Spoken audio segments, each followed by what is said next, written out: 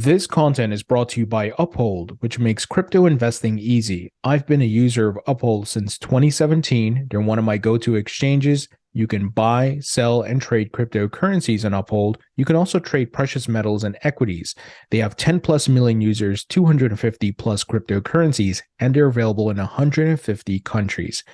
As with all exchanges, you can buy and sell on them, but I highly recommend you custody your own crypto, not your keys, not your coins. If you'd like to learn more about Uphold, please visit the link in the description. Welcome back to the Thinking Crypto podcast, your home for cryptocurrency news and interviews. With me today is Greg Dickerson, who's no stranger to the show. Greg, it's great to have you back on. Hey, Tony, thanks for having me. Good to see you again. It's been a while. Yeah. And, when the Fed last week, Jerome Powell said, hey, we're pausing rate hikes, I was like, I got to talk to Greg. You obviously have some great insights on different industries and how what the Fed does impacts those things. So I think initially, what were your thoughts on what Jerome Powell had to say about the pause?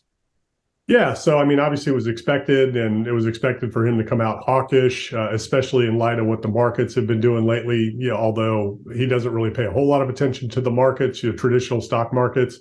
They're more interested in credit markets and what's going on behind the scenes there. But the interesting thing was the pause, and then indicating 2 more rate hikes are coming. Definitely no rate cuts at all. They did mention they're going to continue to roll off the balance sheet a little bit. And what's really interesting is it's very rare for the Fed to pause and then hike, but it would not be unusual to keep hiking. Right now the markets are pricing in, a 74% chance that they're going to hike again in July. But, they're pricing that in and they're looking at that, but I don't think the market really thinks he's going to hike in July, especially if we get, inflation continuing, to decline. Of course, he said that, they're seeing some progress on inflation. One of the concerns is the Treasury needs to reload the account. So, obviously it's not in the government's interest to raise rates when they have to go issue, new treasuries to replenish the account. And, the biggest thing that they're looking at is, the credit markets. I think there's still a lot of talk behind the scenes about banks. And they're really hoping that the credit tightening on the banking sector is going to do some tightening for them, but the opposite is actually happening. So it's really interesting.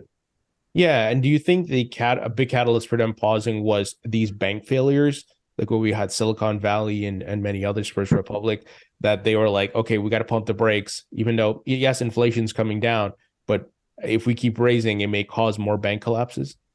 Yeah, I think they're behind the scenes kind of talking about that, although they say the banking sector is strong, that they're not too concerned about it, and that they have measures in place to kind of help out. But yeah, I think they see some cracks, on the surface there starting to appear. And, but at the same time, credit is expanding. It's not contracting as much as they'd like to see, which is interesting. So, but, with the level of the interest rate, it's going to create problems when corporations go to refinance. Real estate goes to refinance. I guess we'll talk more about that. So it's having its effects, but some of those are going to still be delayed.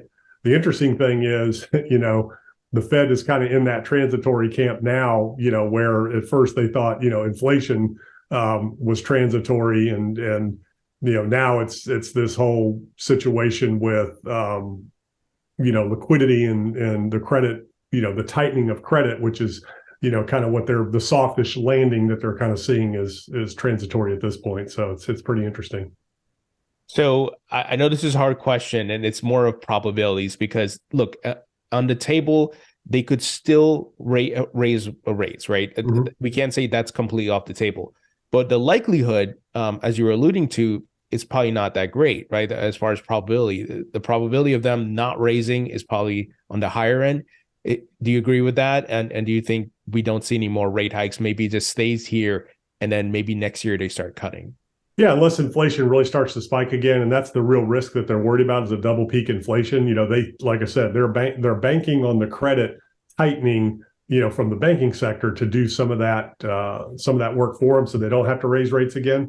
But they're telling the markets, we will continue to raise rates. Inflation is still too high. We're nowhere near our 2% target, although we're seeing a softening.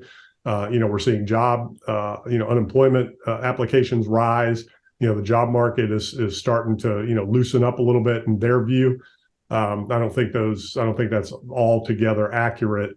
I think a lot of the job losses that we're seeing are, at the tech level and corporate level, that they were just over, they had too many employees anyways. They were just kind of bloated payrolls, so that they're kind of reducing. So we're not seeing the job losses that really make a difference in the overall economy at the, manufacturing level, things like that, the service sector.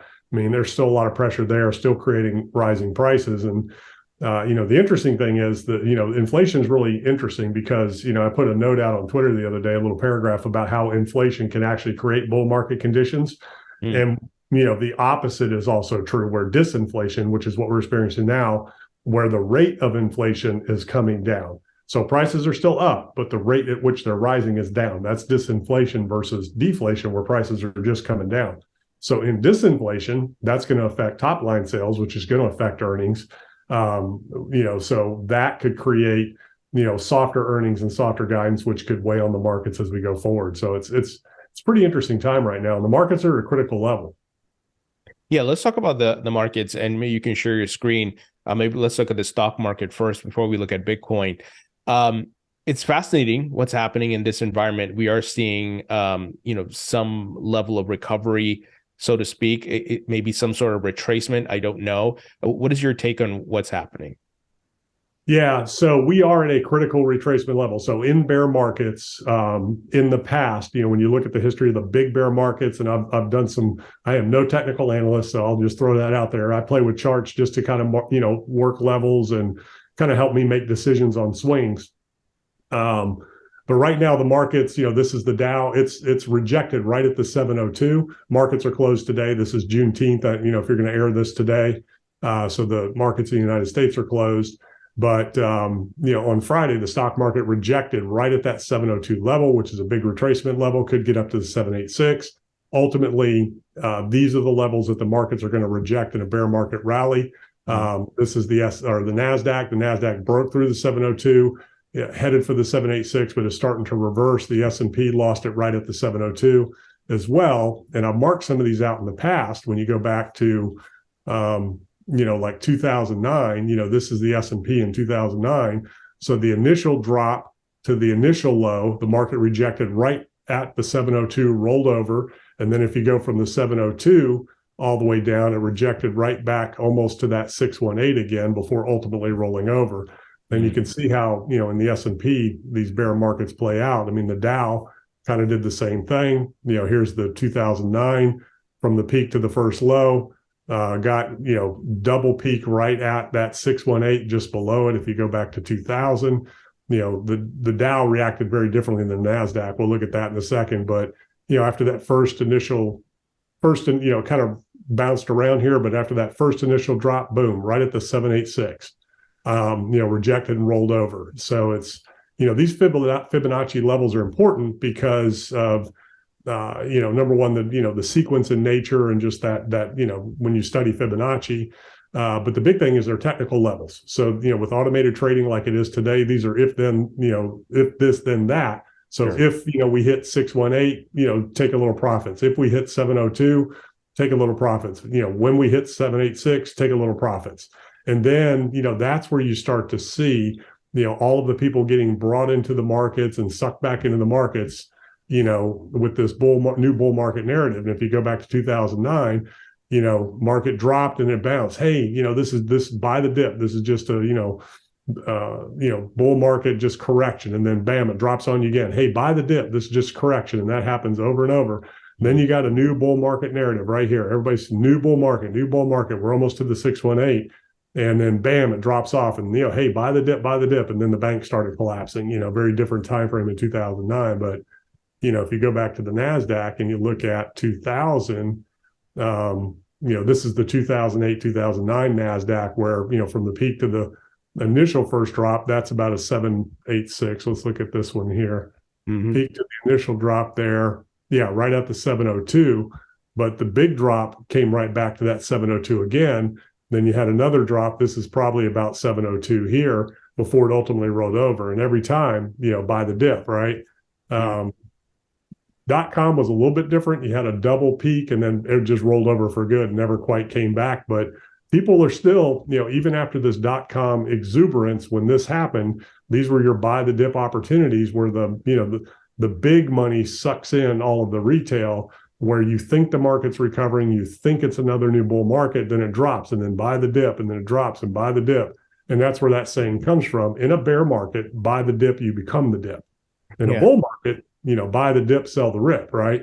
Right. So these are sayings in the markets that go back, for a reason. But this little leg here from the AI, momentum and things like that we've seen in the markets lately, that's kind of got a lot of people, a lot of headlines, a lot of magazine covers saying we're in a new bull market, but we're right at the levels where we're going to find out real quick over the next couple of weeks. We're also historically in the area from the time frame being, going into the summer, into the fall, where, some major crashes have happened this time of year and bottom out in October. Also, historically, the markets generally will typically bottom, after the Fed pauses. So, if this is a real pause and they're not hiking again, we're in the perfect scenario from a, seasonality, from a time frame, and from a business cycle where the markets could potentially roll over and start going after some of these lows again. So, we'll just have to wait and see. So if it rolls over, are you seeing a same level of the crash, so to speak, like we saw in 2000 and then 2008 and so forth, or maybe it's not as severe as those scenarios? And then one thing I'm thinking in the back of my mind, the election year is coming next year. So do we see that bad of a crash? Even though I agree with you, I think it's going to roll over for sure. What is your thoughts on that? Yeah, it could potentially, get ahead of some of that. With the election coming up and things, I mean, we could potentially see, markets try to get ahead of some of that. But, at this point in the game, if that is a narrative, if there's political, stuff going on behind the scenes, and motivations there, then the ideal situation scenario would be to drive the markets down, go to a new low, and then get into the election year next year. It's too early right now. Let the markets bottom out October, November. Then we get into the election year next year, and then let's juice the markets. Let's cut rates and let's do QE and all that stuff to juice the markets. If you want to try to get the administration reelected and Biden reelected, that would be your political narrative there.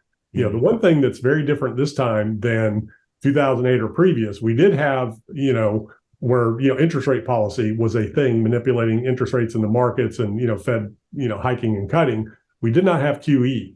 So we've only had QE since 2009, and we had mega QE, from 2020. So that liquidity is still out there. There's still trillions of dollars of liquidity in the markets.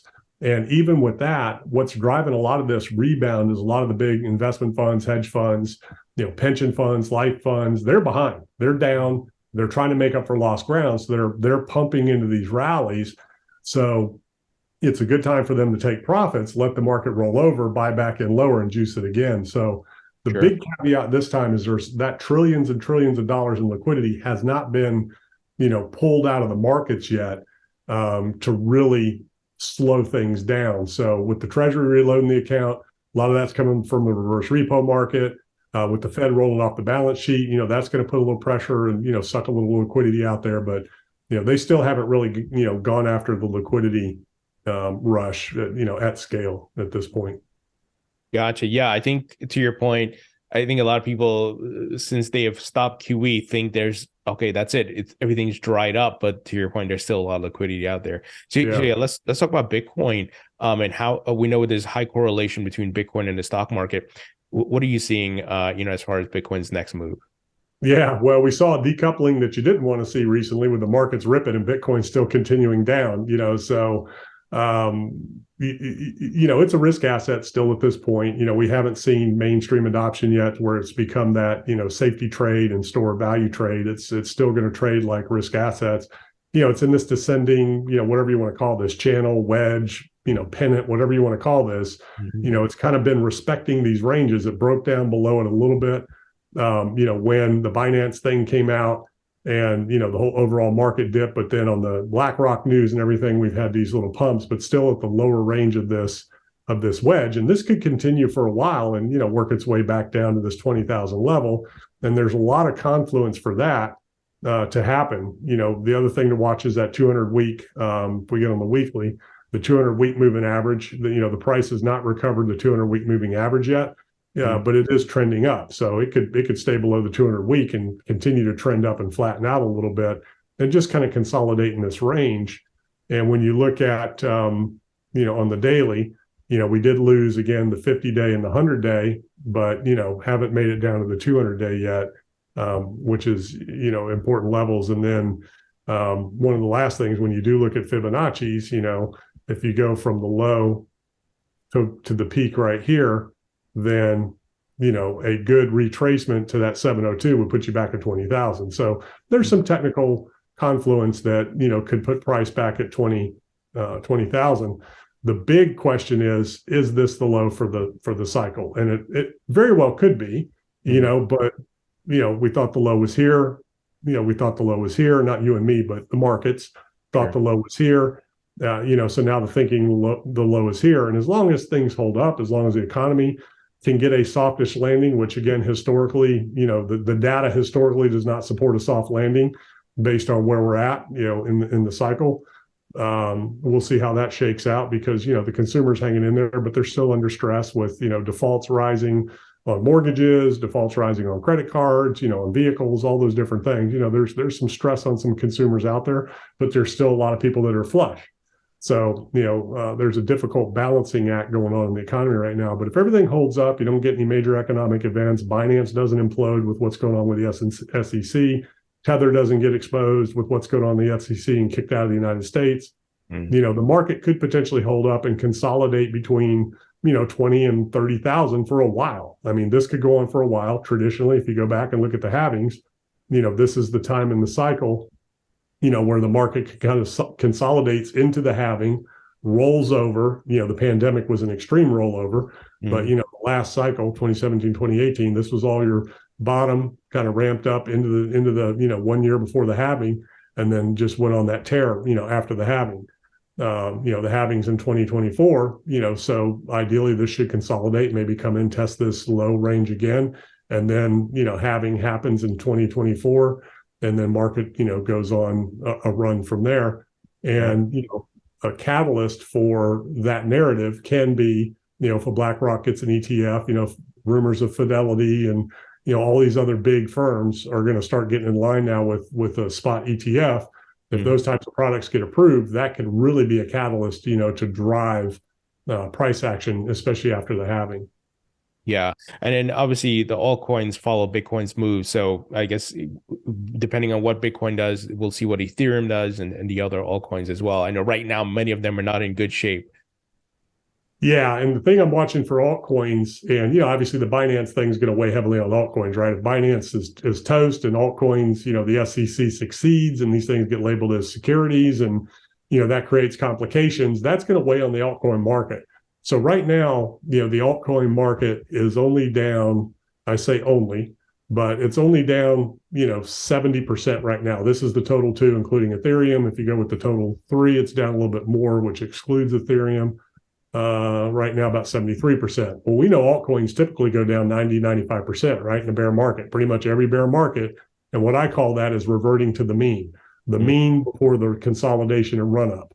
So, that is still 80 to 90% from where we are right now to get back down to that, or 70% from where we are now to get back down to that mean. So altcoins have a risk of dropping, another 50 to 70% to get back to the mean before the run up. And that's kind of what I'm targeting for a lot of altcoins. Some of them will go away completely. Some of them, won't, but that's what I'm seeing in the altcoin market as a risk. So if you're looking at a risk reward trade, you could potentially have a drop like that, especially with what's going on with the SEC and Binance if the SEC is successful. So we had BlackRock make the announcement that they're going to file for a Bitcoin spot ETF. All of the other folks who have applied have been denied. Grayscale is suing the SEC as a result, but BlackRock decides to throw their hat in the ring at this point in time, which is very strange, in my opinion. But I guess I shouldn't be surprised. And then we heard news this morning that Fidelity is looking to do the same. What are your thoughts on that? Yeah, so that's a rumor. That's not confirmed yet. That's a Twitter rumor on Fidelity, but I would expect Fidelity to follow suit. Morgan Stanley, pretty much everybody else that's in the game, that are asset managers. But yeah, BlackRock's the 800-pound gorilla in the room. They've got a very successful track record of getting their ETFs approved. Again, they're not doing anything controversial. The ETFs that they file, they know pretty much they're going to get them approved. The real question is, the SEC has denied these, left and right. So what are the chances of BlackRock, getting this thing approved? They're one of the largest, asset managers out there. The things to remember. So if you're a Bitcoin maximalist, you may not like this or you don't think it's a good thing, but this is actually a good thing, because if you're a Bitcoin maximalist, you want broad scale adoption, you want more people using, you want higher network fees, because the biggest risk to Bitcoin, existential risk, is the halvings, because this halving, it's going to cut, the supply in half. The miners are going to have a hard time maintaining and staying in business. They're already losing money now at these price levels. If Bitcoin price doesn't go up and we get, the supply gets cut in half, the miners are going to struggle. There's not enough fees on the network, to maintain the network, after these next two halvings. So in the next 4 to 8 years, there's an existential risk to Bitcoin if we don't get more people using the network. So if you're a maximalist, this is a good thing. This is not, somebody that's, the narrative coming to get your coin. So BlackRock, what this is, it's an ETF trust. So it's a trust that is going to hold the coins, but BlackRock does not own the Bitcoins. The trust owns the Bitcoins. Investors own shares in the trust. So, that's kind of how that works. So it's not like BlackRock's coming to get everybody's Bitcoin and they're buying Bitcoin directly. That's the difference with this one. They get the fees, they don't get the Bitcoin. So this is going to be bringing more people in. So if BlackRock gets approved, then Fidelity's going to follow suit. Maybe Grayscale, if they can survive, gets their act together. Maybe they get bought out. That's another rumors that, Fidelity's looking to buy them. Maybe these other investment firms, and we get all these different Bitcoin spot ETFs. How many can you really have? But, that's going to bring more accessibility. And really what you need all of the, 401ks able to invest. You need all of the retail investors, able to invest. You need all of the banks able to put their consumers and customers into the space to really be able to expand and grow and scale. And I mean, BlackRock's 30% of the ETF market. 12% of households in the United States own ETFs. So that's, one of the easiest ways to really get demand into the space, which we all know, supply gets cut, demand goes up, price rises. So, that's the narrative, for price to go up. That's going to bring in all of the, investment managers, registered investment advisors into the space, because, they get paid to put people into their products, and, it's all about reputational risk. So they want to put, clients into stuff that is going to help them and help their career. But the big difference with this one versus anybody else is they're teaming up with NASDAQ with a surveillance sharing agreement to mitigate manipulation and fraud and things like that. And they have to partner with a significant exchange. And what that means is NASDAQ is going to partner with whatever exchange that BlackRock is going to use, whether it's Coinbase or whoever it's going to be. Probably not going to be Binance, but who knows what's going on behind the scenes there. But right now it looks like Coinbase, because they're using them already for custody. So NASDAQ is going to provide the oversight and the auditing to make sure that there's no fraud and manipulation for BlackRock. So that's one of the things in their favor that nobody else had, that answers to the question of manipulation, of the fund that is buying the Bitcoin. It doesn't solve for general manipulation in the market. It doesn't solve for tether risk, which are the things that the SEC has brought up, to deny other applications. As far as timing, it's probably this will be the indication. So like you said, it's kind of interesting, the timing and all of this, and what's really going on behind the scenes. Generally, if they get this thing approved within 45 days, 30 to 45 days, and then start going through the process where the fund can actually be listed and released and start buying, that could take 6 months plus or minus. But if it happens anytime sooner than that, if it gets approved right away and they immediately start, going to market, then that some people are pulling strings behind the scenes. But generally, if they get approved, it'll be 6 months, potentially to 12 or even 18 sometimes before they actually are up and running and trading. But I mean, they know what they're doing. They're huge, Yeah. and all this is happening running up into the halving. So this could be the perfect storm. If you're a maximalist and you're in the space you've been holding, what happens, right? Price consolidates, all these things, big news events. You get the halving, and then after the halving, that's when you're off to the races. So, this could be a catalyst to really, provide a lot of really good price action and really good adoption overall for the space. In order for the space to grow, in order for people to wrap their minds around Bitcoin and for Bitcoin to become that store of value like gold, you have to make it accessible to everybody like gold is. Right. And if you're not buying physical gold, you can buy a gold ETF. That's accessible to anybody and everybody in the world. So if you want Bitcoin to become mainstream, to become a store of value, and ultimately start proving out its use case, I mean, I know it was created as a currency, peer-to-peer, exchange. We're still a long way off from that becoming mainstream, but at least the store of value. If we can get there, you've got to have the average mom and pop, the average anybody that doesn't know anything, that can open up their TD Ameritrade account or can open up their bank account and buy Bitcoin or buy an ETF. That's what you need to really, get the masses around this and to really carve that, that store of value path for Bitcoin. Yeah, for sure. Certainly really big for the market and for Bitcoin. And to your point, we'll see how fast this thing gets rolled out. And it certainly, the timing makes sense at the lows because the halving is coming next year. So let's talk about real estate. Obviously, things are a bit stagnant in the real estate industry. There's a lot of concern with commercial real estate. What is your take, especially with the Fed pausing as well, and how things may open up as a result? Yeah, so commercial real estate, especially the office sector, is under a lot of pressure. We're seeing a lot of buildings that are vacant. A lot of companies aren't going to renew their leases because they're reducing staff, reducing overhead, not requiring people at scale to come back to the office. That's going to continue to be the trend that's going to keep pressure on office. With the economy, tightening up a little bit, people not spending as much necessarily. That's putting pressure on industrial, for storage and distribution. So industrial's coming under pressure for the first time.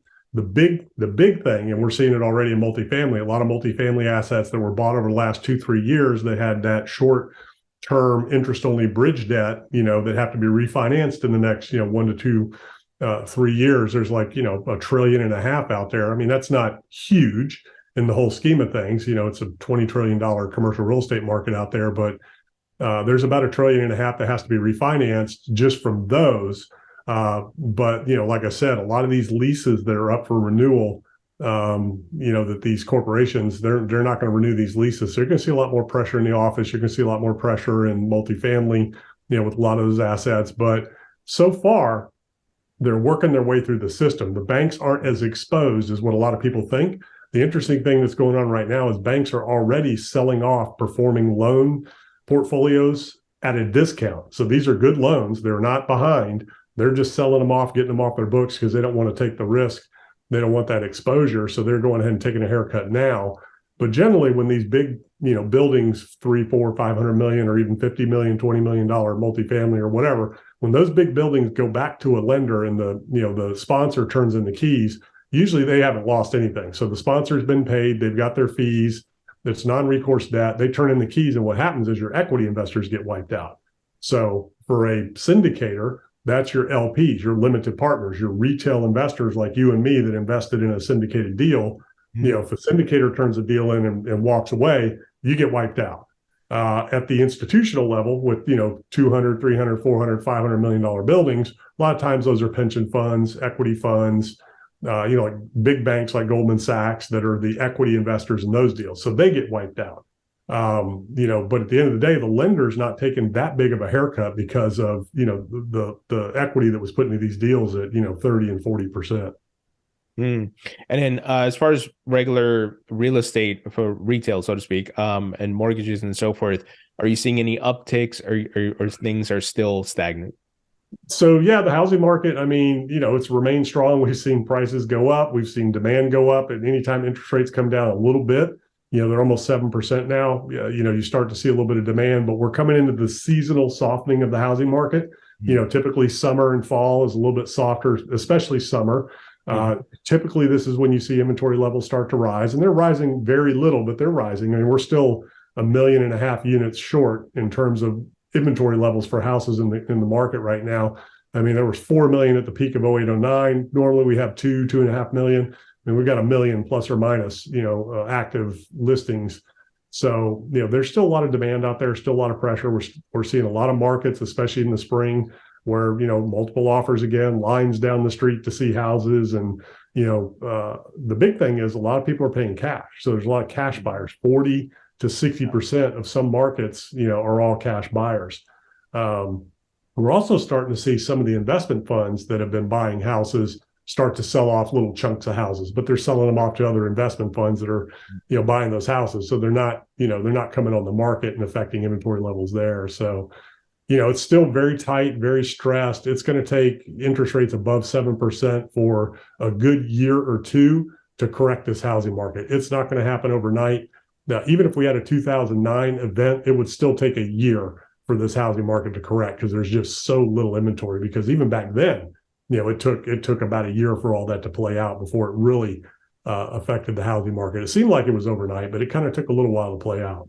Sure. So to confirm, you feel that home valuations still have room to go down because they're still very high, comparable to years before. Yeah, I mean, every market's different, so it's all pockets. But we're already seeing big corrections in some markets. But the corrections we're seeing were from very distorted, unrealistic levels, anyways. So if you talk about what's real, you got to go back before the pandemic. 2018, 2019 values. We've seen 10 years of appreciation in 2 years. Typically, housing increases, 5 to 10% a year in most markets. So, I mean, we've seen, 40, 50, 60% in some markets in the last couple of years. So you have to go back to 2019 levels and look at what the median house price was there compared to where we're at now. And, when you see that start to come down, then you have something meaningful. But as long as rates stay high, yes, you're going to see prices continue to come down. But the problem is most of the mortgages out there are under, 4%. Almost all of them are under 5 or 6%, 90% of them, something like that. So, I mean, there's just no inventory to be traded because people that have those low interest rates, they can't sell and go buy something else. Yes. So what do? They rent their house out, they rent where they're going, or they, rent where they're at and buy where they're going. That's the other thing that's keeping the economy propped up was a lot of people refinance, pulled equity out of their houses, so they've got that cushion and people that are losing their jobs at higher levels are getting severance packages. So it takes time for these things to play out. And that's kind of what the Fed's talking about. And one of the reasons they paused is because they know that these things, can take time to play out. But again, I think the interest rate policy is the new transitory versus inflation policy. So it'll be interesting to see, how this all plays out. But the economy's, it's hanging in there and trucking along. But this stuff takes a while. I mean, we've had so much pumped into the economy and the debt levels are so high. I mean, it's going to take a while for this to play out. And finally, any thoughts on the auto industry with new cars and used cars as well? Yeah. So again, you still have a supply demand issue, and now we're going through a transition where, EVs are becoming more and more mainstream. All of the manufacturers are getting into that game. So really interesting things there. But yeah, and those are month to month. I mean, at any given time, and a lot of it's interest rate driven and demand driven, but we saw used car prices come down. We saw them go back up again and spike. Now we're seeing them come back down again at the wholesale, markets. New car prices, it's all about inventory. Some dealers have inventory and are making deals. Some aren't. So, it's really, really cyclical. But across the board, automobile prices are still high. Again, just like housing, you got to go back to pre-pandemic to really gauge what's the real value or real price of a car, used car or new. But we still don't have enough inventory. We still don't have enough people not buying. People are still buying and paying stupid numbers for these $100,000 for a pickup. It's just crazy. Yeah, that's keeping it going. Right. And so, Greg, I mean, with all these things said, that we have more to go with housing prices, automobiles, and so forth. Are we? I would say we're already in some sort of level of recession. So, are we can we expect more pain? I guess is the question I'm trying to ask. later this year? It's really hard to say. So we're seeing automobile defaults, we're seeing credit card defaults, we're seeing mortgage defaults and foreclosures rise. So we're seeing, cracks. There's cracks under the surface. That's one of the reasons the Fed paused. They're watching all this data. So we're starting to see, consumers struggle. And that's what really changes things. When people stop making payments, things change.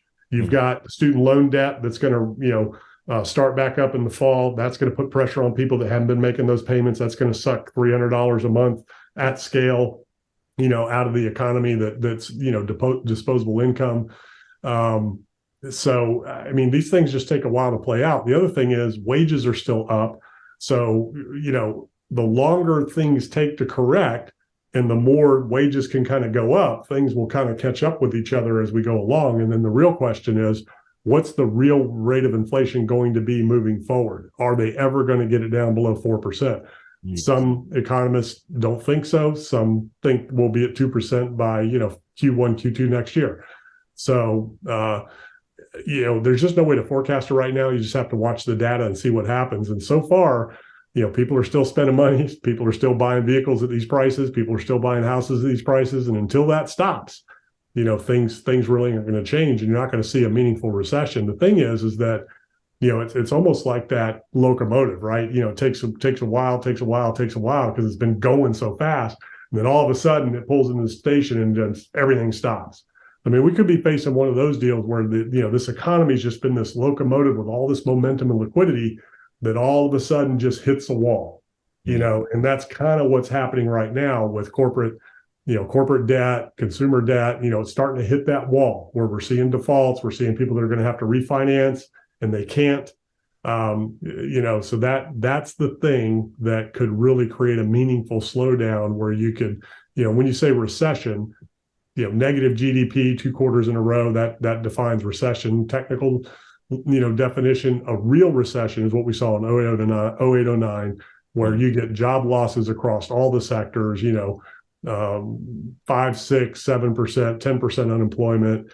You really see contractions in consumer spending. You really see contraction in GDP. That's a real recession, at the consumer level. And we're just nowhere near that right now. Greg, always great information, my friend. Thank you so much. Yeah, thanks for having me.